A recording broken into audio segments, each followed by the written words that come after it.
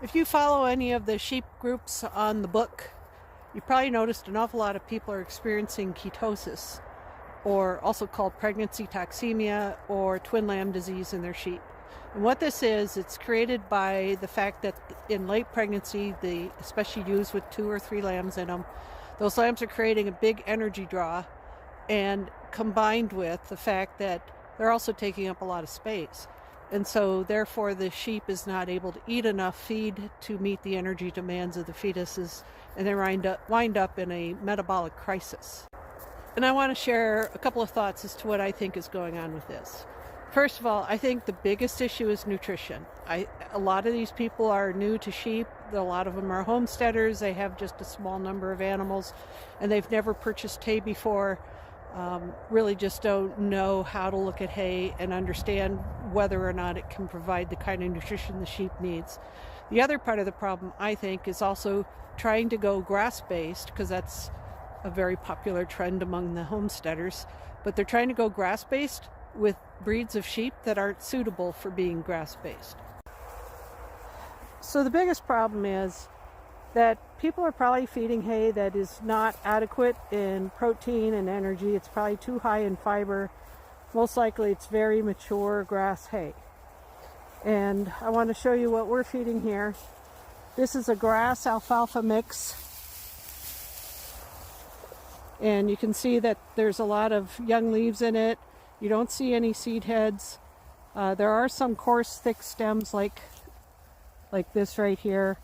One way that I test to see if the hay is suitable for sheep is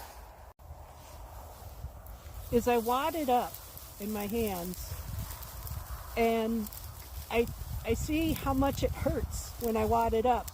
Now this hay does stick me a bit because it's got these thick stems in there, but there is a lot of soft material. And then the other thing I'm going to look at is, does it hold the ball shape after I'm done? Because if it's really coarse, stemmy, and low nutrition, it's not going to hold its shape like that.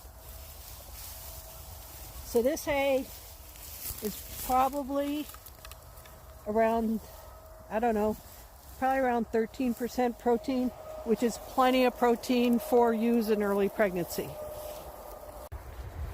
So if you've got hay with a lot of seed heads in it and coarse stems and relatively little leaf compared to the amount of stems, you're looking at hay that's probably going to be under 9% crude protein, which means you're not going to be feeding the microorganisms in the gut very well, which means that they're not going to be converting the energy of that hay into something the sheep can use.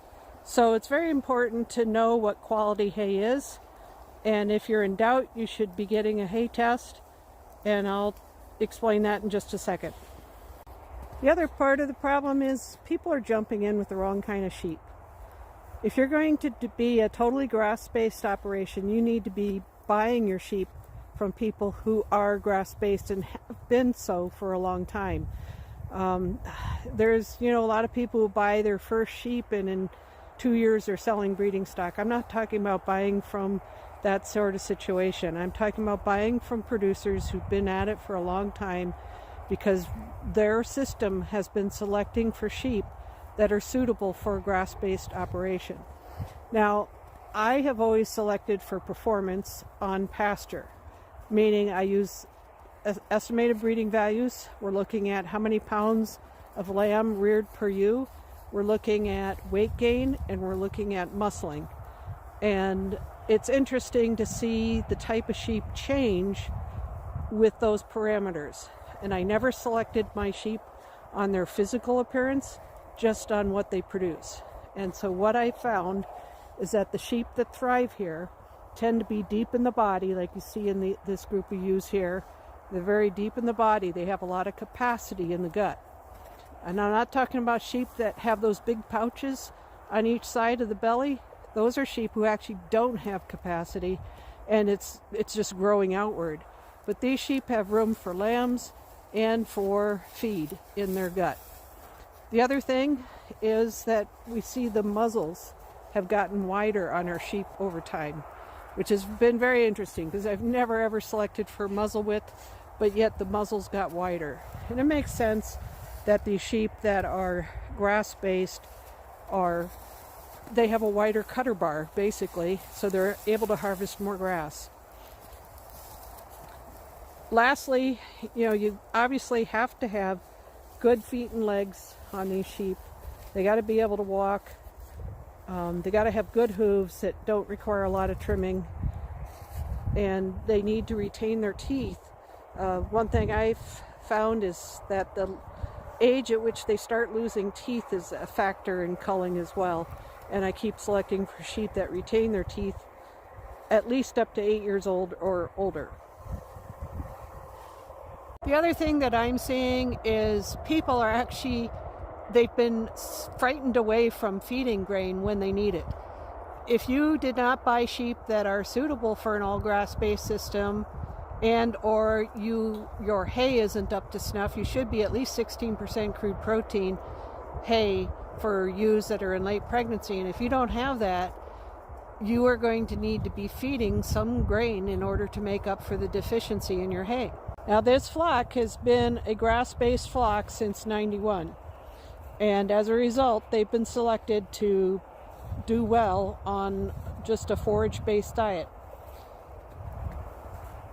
as long as they get adequate quality forages in front of them. So that's what we're doing here, is we're making sure that when I buy my hay, I'm buying hay that has enough protein in it to meet their needs. So if you're not sure whether your hay is adequate for use in late pregnancy, I highly recommend you do a forage test. And I'll explain that in just a second. Midwinter management tip. On February 1st, you should have half of the hay that you're going to need for the year still available.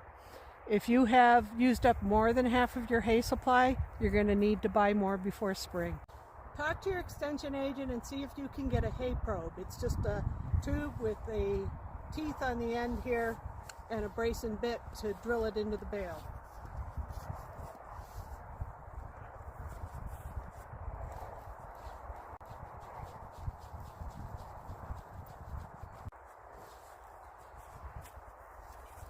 And that is a tight one. So you're just going to take the tube off.